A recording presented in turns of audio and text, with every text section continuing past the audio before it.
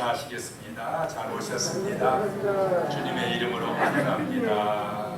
축복합니다.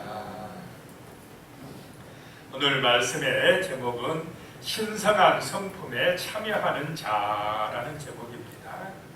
신성한 성품, 거룩한 성품에 참여하려고 하면 하나님을 알아야 됩니다. 여기서 하나님을 안다는 것은 지식적으로 많이 아는 것이 아니고 하나님과 이렇게 친밀해지는 것을 말합니다. 하나님과 굉장히 가까워지는 것을 말합니다. 휴가 동안에 7개월 된 손녀와 함께 잘 쉬었다가 왔습니다. 이 갓난 아이는 엄마에 대한 지식이 많이 있겠습니까? 없겠습니까? 많이 없지만 그래도 엄마가 어느 학교 나왔는지, 엄마가 몇 살인지, 엄마가 무슨 음식을 좋아하는지 압니까? 모릅니까? 모르시죠. 몰라요. 지식적으로는 엄마에 대해서 잘 모릅니다. 그런데도 엄마와 아기 사이는 굉장히 친합니까? 안 친합니까? 굉장히 친합니다. 떨어져서는 이 아이는 살 수가 없습니다. 세상에서 제일 가까운 사이라는 것입니다. 엄마는 아이를 사랑하고 아이는 엄마를 전적으로 의지합니다. 바로 이것이 아는 것입니다. 지식적으로 아는 것이 아니고 굉장히 친밀해서 떨어질 수 없는 사이라는 것입니다. 하나님과 우리 사이가 이런 사이가 되어야 할 줄로 믿습니다. 자, 성도는 하나님을 떠나서 우리의 영적인 아버지가 되신 하나님을 떠나서는 살아갈 수 있습니까? 없습니까? 살아갈 수가 없어요. 하나님이 우리를 먹이시고 입히시고 영생을 주시고 보호하시고 도와주시는 우리의 창조주요 구원자요 정말로 굉장히 가까운 우리의 부모가 되시는 분이시다는 것입니다. 아버지가 되시는 분이시다는 것입니다. 그렇게 하나님이 믿어지고 하나님과 나 사이가 친밀하게 되는 것이 하나님을 아는 것이고 우리가 신성한 성품에 참여하는 길인 줄로 믿으시기 바랍니다. 그래서 첫 번째, 신성한 성품에 참여하는 자가 되려면 지극히 큰 약속의 말씀을 붙들어야 된다라고 하는 것입니다. 하나님의 큰 약속의 말씀이 믿어져야 한다는 것입니다. 성경의 큰 약속들이 믿어지시기를 축복합니다. 이 진리의 말씀이 아멘으로 믿어져야 된다는 것입니다. 믿어질 때 하나님하고 친밀해지는 것입니다. 믿어질 때 하나님을 아는 것이 되는 것입니다.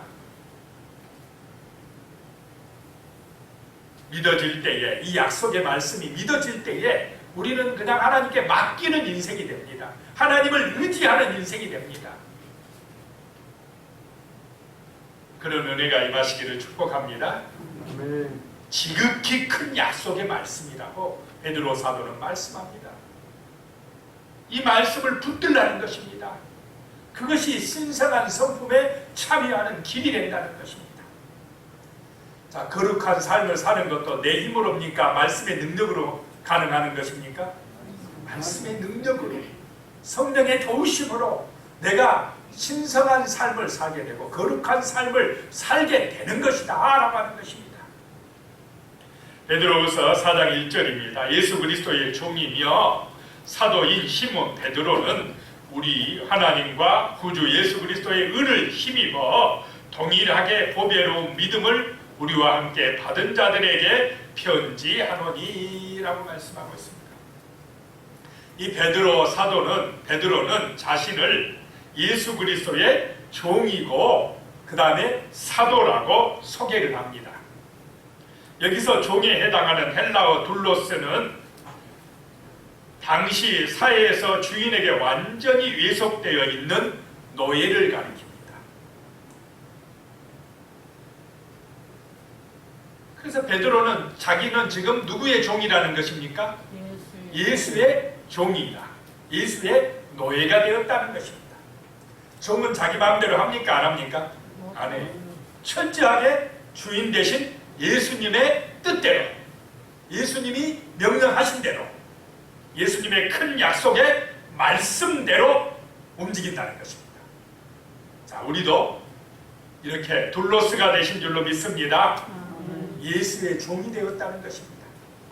세상의 문제는 뭐냐?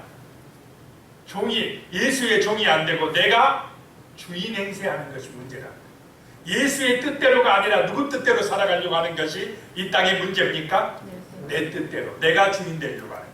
그것이 죄의 출발입니다. 죄악의 길입니다.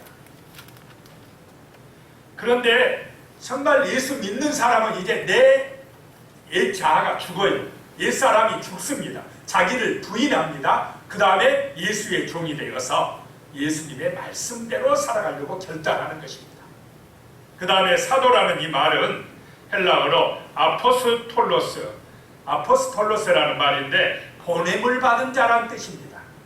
자, 우리는 종이고 예수로부터 보냄을 받은 자인 줄로 믿으시기 바랍니다. 복음의 증인으로 보냄을 받은 자, 예수의 증인으로 세상 가운데로 보냄을 받은 자다라고 하는 것입니다.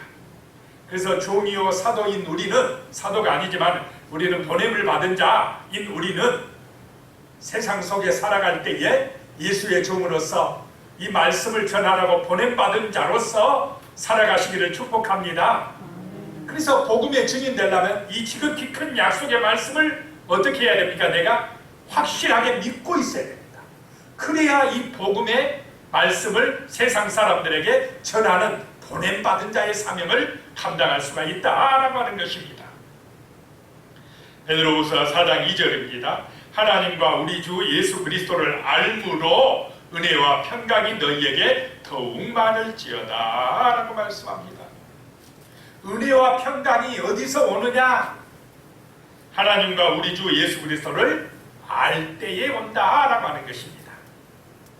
여기서 안다는 것은 지식적으로 많이 아는 것이 아니라 친밀하다고 말씀드렸습니다. 하나님과 굉장히 가까워진 것이라고 말씀했습니다. 자, 깐난 아이가 엄마를 지식적으로 안다고 그랬습니까? 모른다고 그랬습니까? 잘 모르지만은 그러나 엄마를 전적으로 믿고 엄마하고 굉장히 가까운 친밀한 사이입니까? 아닙니까? 친밀한 사이. 그럴 때에 이 깐난 아이는 걱정과 염려할 필요가 있습니까? 없습니까?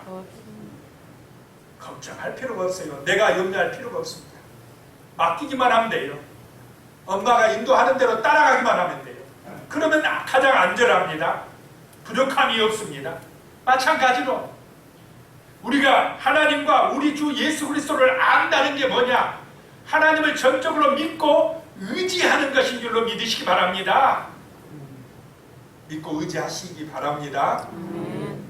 하나님은 우리의 아버지입니다. 우리가 믿고 신뢰하고 정말로 하나님께 맡기기만 하면 우리를 책임져 주시는 전능하신 하나님이시라는 것입니다.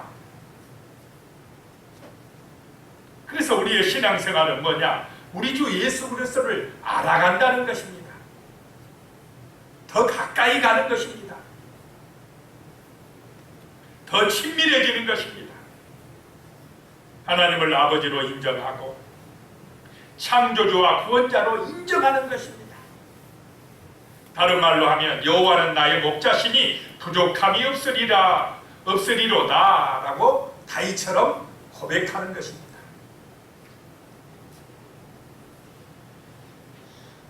그렇게 정말 하나님하고 친한 사이가 되시기 바랍니다. 내가 주인 되면요 염려할 게 한둘이 아닙니다. 깐난 아이가 염려한다고 해서 해결될 문제가 있습니까? 7달 된 아이가 아이고 어떻게 먹고 살까? 아이고 돈 못 벌어서 어떨까? 이거 큰일 났네. 내 미래가 어떻게 될지 모르겠다. 걱정하면은 엄마가 볼 때 한심합니까? 안 합니까? 별로 안 느껴지십니까? 자, 내 인생이라 그래서 어떻게 살까? 걱정하고 염려하면 하나님 우리 아버지가 우리를 보실 때 참 한심합니까? 안 합니까? 제발 걱정하지 마라. 염려하지 마라. 두려워하지 마라. 내게 맡겨. 나를 의지해. 나는 너의 아버지야. 내가 너를 책임져 줄 것이다. 내가 너를 위해서 내 목숨까지 예수님이 버리셨습니까? 안 버리셨습니까? 버리셨습니다. 자, 예수님의 사랑이 크겠습니까? 부모님의 사랑이 크겠습니까? 예수님의 사랑이 큽니다. 하나님의 사랑이 더 큽니다. 하나님은 우리를 구원하시려고 목숨까지 버리신 분이십니다. 그 사랑이 느껴지시기 바랍니다. 그 하나님이 나의 아버지라는 것입니다. 나의 목자라는 것입니다. 베드로후서 4장 3절입니다. 그의 신기한 능력으로 생명과 경건에 속한 모든 것을 우리에게 주셨으니 이는 자기의 영광과 덕으로서 우리를 부르신 이를 알므로 말미암음이니라. 자, 예수님의 능력은 신기한 능력이라는 것입니다. 우리 인간이 상상할 수 없는 신비한 능력이라는 것입니다. 그 능력으로 우리에게 생명으로 경건으로 인도하셨다는 것입니다. 생명은 새로운 피조물이 될 수 있는 능력입니다. 영원한 생명을 주신다는 것입니다. 경건은 하나님의 뜻을 존중하고 순종함으로 누리게 되는 도덕적인 생활을 말합니다. 자, 하나님을 따르는 사람이 죄짓고 타락하고 방탕하고 이런 삶을 살겠습니까? 안 살겠습니까? 안 살게 돼 있어요. 의도적으로 그런 삶을 거부합니다. 이게 바로 신성한 성품에 참여하는 자로 살아가는 것이라는 것입니다. 자, 그런데 그러한 능력은 누구에게서 온다는 것입니까? 예수님에게서 온다는 것입니다. 예수님이 주셨다는 것입니다. 자, 우리 인생은 질그릇과 같다라고 말씀합니다. 질그릇은 연약하고 깨지기가 쉽습니다. 그런데 질그릇 같은 우리 인생이 부활하신 예수님을 만남으로써 참된 생명을 얻게 됩니다. 예수가 내 안에 들어오면 우리는 이제 참 견고한 그릇이 되어버립니다. 영원한 생명, 부활의 권능이 우리의 삶에 임하면 비로소 우리는 죄를 이기게 되고 자기를 이기게 되고 세상을 이기는 거룩한 삶을 살아갈 수 있게 됩니다. 자, 예수의 생명이, 예수의 능력이 내 안에 임한 줄로 믿습니다. 강력한 하나님의 사람들이 되어진다는 것입니다. 베드로후서 4장 4절입니다. 이로써 그 보배롭고 지극히 큰 약속을 우리에게 주사 약속으로 말미암아 너희가 정욕 때문에 세상에서 썩어질 것을 피하여 신성한 성품에 참여하는 자가 되게 하려 하셨느니라 라고 말씀합니다. 세상의 정욕, 썩어질 것, 그것에 빠져들어가는데 이 거룩한 하나님의 약속의 말씀이 우리를 새롭게 하여서 신성한 성품에 참여하는 자가 되게 하시는 줄로 믿으시기 바랍니다. 그리고 약속의 말씀을 붙들어야만이 거룩한 삶을 살게 된다라고 하는 것입니다. 하나님의 약속의 말씀이 믿어져야만이 우리의 삶이 온전해지고 아름다워지고 좋은 열매를 맺게 되어진다라고 하는 것입니다. 그러므로 말씀을 가까이 하시기 바랍니다. 이 하나님의 보배롭고 지극히 큰 약속의 말씀을 주셨다는 것입니다. 자, 부활이 믿어지시기 바랍니다. 천국이 믿어지시기 바랍니다. 영원한 생명이 믿어지시기 바랍니다. 주님의 재림이 믿어지시기 바랍니다. 이런 약속의 말씀들이 믿어질 때에 우리는 세상에 썩어질 것에 그 방탕한 삶에 유혹에 넘어가지 않는다라고 하는 것입니다. 지극히 큰 약속의 말씀을 붙드시기를 예수님의 이름으로 축복합니다. 말씀이 나의 삶에, 나의 마음밭에 늘 믿어지고 뿌려져야 된다는 것입니다. 두 번째, 그렇게 될 때 두 번째 말씀, 신성한 성품의 열매를 맺게 된다라고 하는 것입니다. 신성한 성품의 열매가 나타난다라고 하는 것입니다. 베드로후서 4장 5절입니다. 그러므로 너희가 더욱 힘써 너희 믿음의 덕의 지식을 이렇게 말씀하고 있습니다. 그러므로 예수님이 큰 약속을 주셨으므로 그 약속을 붙듦으로 예수의 은혜로 그 능력을 믿음으로 그러므로 너희가 더욱 힘써 이런 신성한 성품의 열매를 맺으라는 것입니다. 첫 번째 열매가 뭐냐? 믿음이라는 것입니다. 너희 믿음에 자, 믿음은 내가 믿는 것입니까? 하나님이 믿게 해주신 것입니까? 하나님이 믿게 해주신 것이다. 믿음도 은혜요 선물이라는 것입니다. 하나님이 먼저 나를 찾아오시어서 내 마음에 은혜 주시어서 믿게 해주신 줄로 믿으시기 바랍니다. 그래서 아무나 믿어지는 게 아닙니다. 하나님이 나를 찾아오시어서 하나님의 선물이라는 것입니다. 이 믿음이. 그래서 이 믿음을 통해서 우리는 구원을 얻게 되며 세상과 썩어질 것을 피하고 하나님의 성품에 참여하게 된다라고 하는 것입니다. 이 믿음이 있어야 세상의 그 유혹과 그 타락한 문화에서 우리가 보호받는다는 것입니다. 이 믿음은 그리스도인의 삶의 밑바탕이 된다는 것입니다. 기초가 되어진다는 것입니다. 그래서 믿음이 없이는 하나님의 일을 할 수가 없으며 하나님을 기쁘시게 해드릴 수도 없다라고 하는 것입니다. 자, 예수가 확실하게 나의 목자라고 믿어지시는 줄로 믿습니다. 나의 구원자요 생명의 길이요 정말로 예수가 나의 삶의 중심이 되시기 바랍니다. 이게 믿어지는 것입니다. 그 다음에요 베드로는 이 믿음에 덕을 더하라 라고 권면합니다. 믿음만 가지고 되는 게 아니라는 것입니다. 거기에 덕을 더하라. 여기서 덕은 예수님의 덕을 말하는 것으로 도덕적인 에너지입니다. 자, 믿음 있는 사람은 삶도 덕스러워져야 될 줄로 믿습니다. 도덕적이 되어야 된다는 것입니다. 믿는다 하면서 방탕한 데 빠지고 거짓말하고 탐욕에 빠지고 그러면 제대로 믿는 것입니까? 아닙니까? 안 믿는 것입니다. 그 믿음이 잘못된 것입니다. 자, 이 믿는다는 것, 이 덕은 믿음의 덕을 더하라. 이 덕은 예수님의 덕이라는 것입니다. 그래서 우리는 덕스러운 삶을 살기 위해서는 누구를 본받아야 되겠습니까? 예수를 본받아야 된다는 것입니다. 예수가 어떻게 살았는지 늘 묵상하고 늘 예수님하고 친해지고 예수님의 삶을 본받아서 살아가야 된다는 것입니다. 자, 예수님은 넓은 길 가라고 합니까? 좁은 길 가라고 말씀하셨습니까? 좁은 길을 가라. 남이 많이 가는 그 넓은 길 가지 마라. 그 길은 멸망의 길이다. 좁은 길 가라. 좁은 길이 뭐냐? 희생하고 헌신하는 길입니다. 나보다 남을 뭐 하라고요? 예수님이? 더 나게 여기라.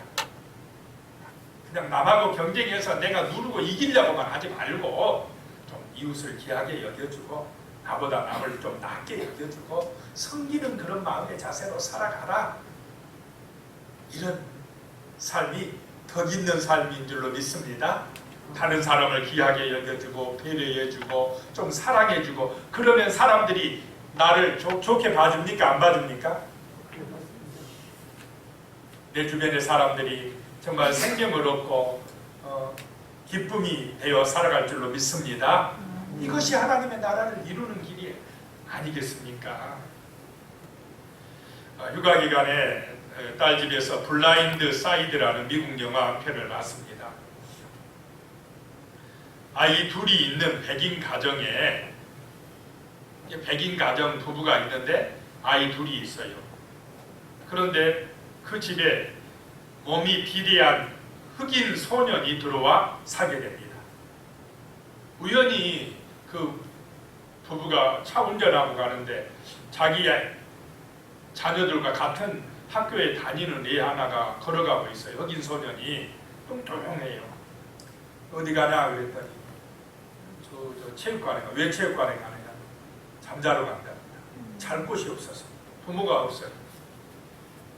그런데 겨울인데 반팔 입고 가고 그러니까 불쌍해가지고 너 우리 집 가서 같이 잠자자 그래. 근데 주변 사람들이 뭐라 하느냐면 그 흑인 소년 잘못 들였다가 불량한 잘못 들였다가는 큰일 난다 그래. 부부도 그 첫날 밤에 걔를 1층에 재우고 이제 부부는 2층에 자는데 일단 믿어보자 그래. 불량한 아이 같으면 어떻게 훔쳐갖고 나가버릴 수도 있다. 그런데 안 훔쳐가요 얘가. 그래서 나중에는 자기 자녀로 입양까지 시킵니다. 자, 이게 쉬운 결정입니까? 어려운 결정입니까? 헌신과 희생이 없으면 안 되는 길입니다. 근데 왜 이렇게 살았느냐? 크리스찬이기 때문에 그게 가능했다는 거예요. 예수님을 본받았기 때문에 가능했다는 것입니다. 이게 쉬운 길이 아니라 얼마나 또 말도 못할 속썩일 일이 많았겠습니까? 근데 나중에 이 흑인 소년이 자라서 유명한 미식 축구 선수가 됩니다. 대학교에 또 미식 축구 선수로 들어가고 아주 유명한 미국의 국가대표까지 아마 되는 성공적인 그런 아이로 자라나게 됩니다. 희생과 헌신이 있었기 때문에 그랬다는 것입니다. 이 영화가 실제 실화를 바탕으로 만들어진 영화라는 것입니다. 자, 이런 삶이 정말 덕이 있는 삶인 줄로 믿습니다. 쉬운 것은 아니다는 거죠. 그래서 좁은 길을 가는 것입니다. 그리고 그 덕에 지식을 더하라 라고 말씀합니다. 여기서 지식은 하나님의 뜻대로 살아가는 데 필요한 지혜요 통찰력을 말합니다. 하나님의 뜻을 아는 지혜, 하나님의 뜻을 분별하는 지혜, 성령이 주시는 이런 지식이 함께 하시기를 축복합니다. 그 다음에 베드로후서 4장 6절입니다. 지식의 절제를, 절제의 인내를, 인내의 경건을 더하라 라고 말씀합니다.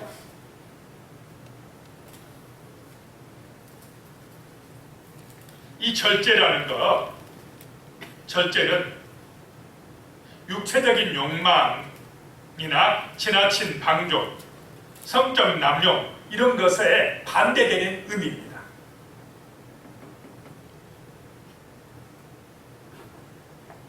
자, 사람은 여러 가지 욕심이 많이 있습니까? 없습니까?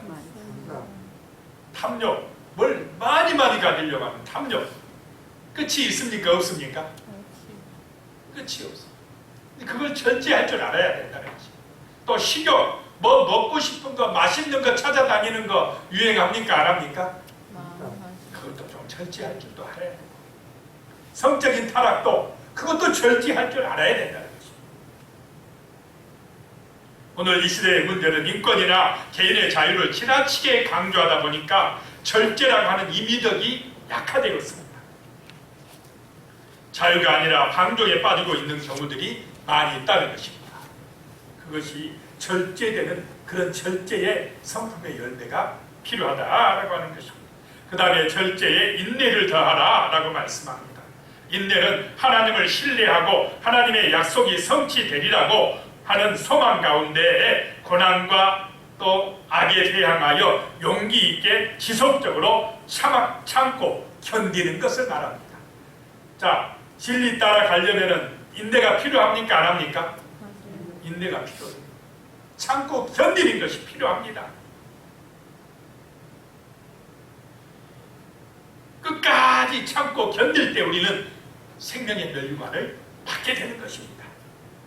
아무리 힘들어도 어려워도 이스라엘 백성들이 광야의 연단길을 통과하는 것처럼 크리스찬이 존 버년이 쓴 그 철로역정에서 크리스찬이 끝까지 승리하며 나가는 것처럼 우리도 인내하며 어려워도 힘들어도 천국 가는 그날까지 신앙으로 승리하시기를 축복합니다. 인내가 필요하다는 것입니다. 다음에 인내에 경건을 더하라 라고 말씀합니다. 경건은 뭐냐? 삶 속에서 하나님의 뜻대로 행하며 헌신하여 하나님의 성품에 참여하는 것을 말합니다. 경건한 삶을 살아내는 것을 말합니다. 이 경건은 그래서 하나님과 내 사이가 좋게 되는 것을 말합니다. 경건의 훈련을 할 때 하나님과 우리 사이가 친밀해질 줄로 믿습니다.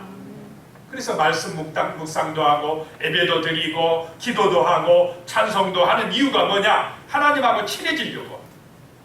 어떤 목사님 책에 이런 내용이 있더라고요. 한 3주만 교회 예배에 빠져버리면 세상으로 돌아갈 가능성이 많답니다. 우리 교회 잘 다니던 사람도 한 3주 교회에 빠지면 어떻습니까? 교회 나오고 싶은 마음이 좀 떨어지겠습니까? 안 떨어지겠습니까? 세상으로 돌아갈 가능성이 많다는 것입니다. 경건의 훈련은 하나님하고 나 사이를 친밀하게 해주는 것이다 라고 하는 것입니다.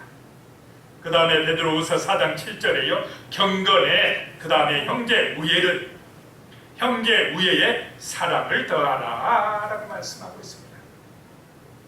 여기서 형제 우애라 라고 하는 것은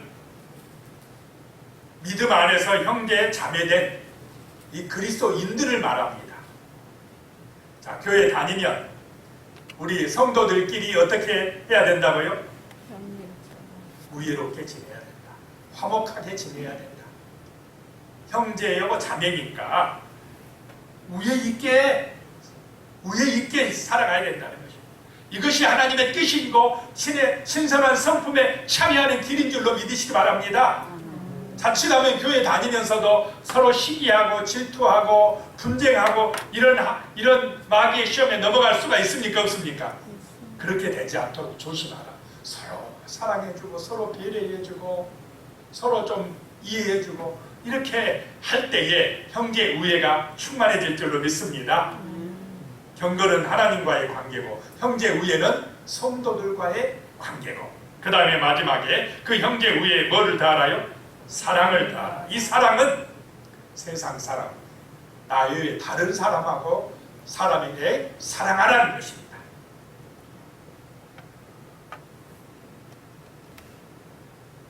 사랑은 믿지 않는 사람들에 대한 태도라는 것입니다. 내 이웃을 내 몸같이 사랑하라 라고 그랬습니다. 근데 세상은 이렇게 살라고 합니까? 안 합니까? 세상은 누구만 사랑하라고 가르칩니까? 주로 자기 사랑, 자기만 사랑받으라고 이렇게 가르치는 경우가 많아요. 그런데 예수님은 내 이웃을 내 몸같이 사랑해라. 내 옆에 있는 사람을 사랑해줘라. 섬겨줘라. 그를 위해 좀 희생해라. 그러면 그 사람이 나를 좋아하겠습니까? 안 하겠습니까? 좋아해도 되고 또 안 좋아해도 어떻겠습니까? 그래도 사랑해주라 이 말입니다. 예수님은 원수까지 뭐 하라고 해요? 사랑하라. 그래야 내가 산다는 것입니다. 그래야 하나님의 나라가 이 땅에 이루어진다는 것입니다. 그래서 이 길은 신의 성품에 참여하는 길은 좁은 길이라는 것입니다. 세상 사람들이 별로 안 가려고 하는 이 좁은 길을 걸을 때에 가정이 든든하게 설 것이고 교회가 견고하게 설 것이며 이 사회가 아름다운 사회가 될 줄로 믿으시기 바랍니다. 이게 하나님이 기뻐하시는 세상이라는 것입니다. 믿음으로 시작된 그리스도의 덕목이 사랑으로서 완성된다라고 하는 것입니다. 이와 같은 덕목들은 신의 성품에 참여한 자들이 맺어야 되는 열매다라고 하는 것입니다. 세 번째, 그래서 더욱 힘써 신앙을 굳게 해야 된다는 것입니다. 이런 것을 지키려고 더욱 힘쓰라는 것입니다. 왜 더 힘써야 되느냐? 이런 신앙을 무너뜨리려고 하는 세상의 여러 시험들이나 유혹들이 많다라고 하는 것입니다. 자, 오늘 이 시대도 우리 신앙을 무너뜨리려고 하는, 우리의 믿음을 약화시키려고 하는 여러 가지 세상의 시험이나 유혹이 있습니까? 없습니까? 많습니다. 이걸 이겨나가려고 하니까 더욱 힘써서 이 신앙에 매진하라는 것입니다. 더욱 노력해야 된다는 것입니다. 베드로후서 4장 8절입니다. 이런 것이 너희에게 있어 흡족한즉 너희로 우리 주 예수 그리스도를 알기에 게으르지 않고 열매 없는 자가 되지 않게 하려니와. 예수를 알기에 게으르면 안 된다는 것입니다. 예배드리기에 게으르면 안 된다는 것입니다. 그래서 열매 없는 자가 되면 안 된다. 이 신성한 성품의 열매가 나타나야 된다는 것입니다.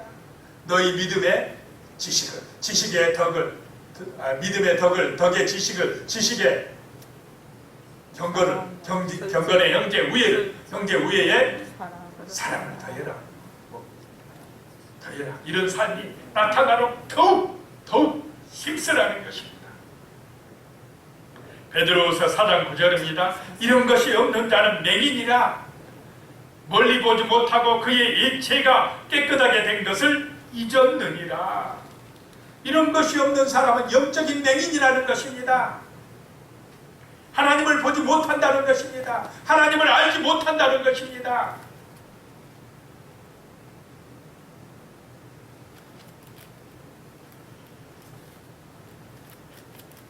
그의 예체가 깨끗하게 된 것을 잊었느니라. 자, 우리가 예수의 이름으로 세례받을 때에 우리의 예체가 깨끗하게 되었습니까? 안 되었습니까? 십자가의 피로 우리의 예체가 다 깨끗하게 된 줄로 믿으시기 바랍니다. 그런데 그 세례의 은혜를 잊어버리고 과거로 돌아가려고 하는 사람들이 있었다라고 하는 것입니다. 시험에 빠져서 세상의 유혹에 빠져서 다시 세상으로 돌아가려고 하는 사람들이 있었다라고 하는 것입니다.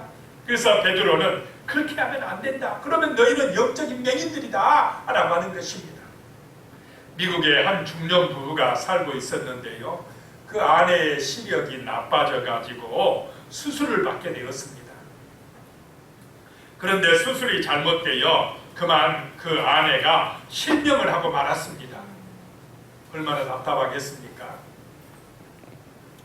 그래서 남편은 매일같이 아내의 직장까지 출근을 시켜주고 그 다음에 자기가 출근하고 또 퇴근할 때도 먼저 이 남편이 그 아내의 직장에 가가지고 또 아내를 같이 데리고 퇴근하고 이렇게 했답니다. 그런데 어느 날 갑자기 남편이요, 아내에게 서로 직장이 너무 머니까 앞으로는 혼자 출근하라고 그랬습니다. 이 말을 들을 때에 아내는 너무나 섭섭했고 배신감까지 느꼈답니다. 그래서 이를 악물고 살아야겠다는 결심을 한 후 그 다음날부터 혼자 출근하기 시작했습니다. 지팡이를 짚고 버스를 타고 하면서 넘어지기도 하고 울기도 하고 그러면서도 정말 악착같이 혼자 다녔답니다.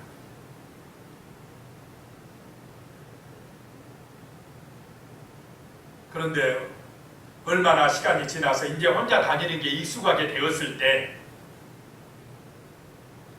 버스 운전사가 부인에게 이렇게 말하더랍니다. 부인은 참 복이 많은 사람입니다.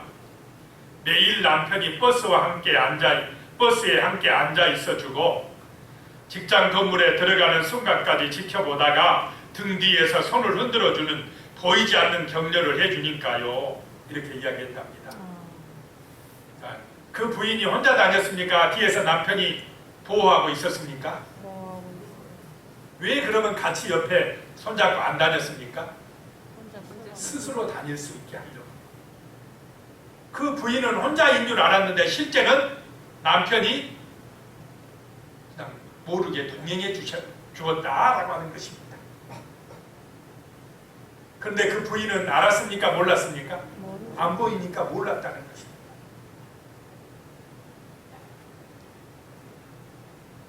여기서 남편이 멀리서 아내를 지켜보는 모습은 우리를 항상 지켜보고 계시는 예수님이다라고 하는 것입니다. 자, 예수님이 우리의 삶을 지켜줍니까? 안 지켜줍니까? 지켜주시는 줄로 믿으시기 바랍니다. 내 눈에 안 보일 뿐이지 예수님이 우리의 아버지가 되셔서 목자가 되셔서 우리를 날마다 지켜주시고 임마누엘의 은혜, 영원토록 내가 너희와 함께하리라 라고 하신 그 은혜로 우리를 지켜주시고 보호해 주신다는 것입니다. 이 믿음으로 충만하시기 바랍니다. 이걸 아는 사람이 영적인 눈이 열린 사람이 되는 것입니다. 하나님을 볼 수 있는 눈이 열린 사람, 하나님과 친한 사람이 되어지는 것입니다.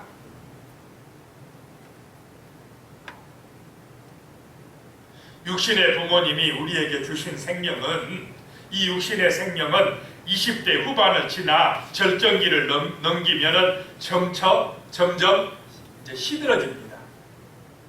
자, 육신은 계속해서 성장합니까? 안 합니까? 안 해요. 시들어지게 돼 있어요. 육신 생명입니다. 그런데 하나님께서 주신 영원한 생명은, 생명의 부요함은 세월이 갈수록 그 아름다움과 복이 더해주는 줄로 믿으시기 바랍니다. 이거는 늙어짐이 없어요. 내 영혼이 늙어집니까? 안 늙어져. 내 정신, 내 속사람이 나이 먹었다고 늙어집니까? 약해집니까? 안 약해져. 이 하나님이 주신 생명은 죽지 않아요. 죽을 때까지도 풍성합니다. 우리 육신 죽은 다음에도 영원한 생명이 되어 하늘에서 주님과 함께 기뻐할 줄로 믿습니다. 이 하나님이 주신 생명, 영원한 이 생명을 믿어야 된다는 것입니다. 베드로후서 4장 11절입니다.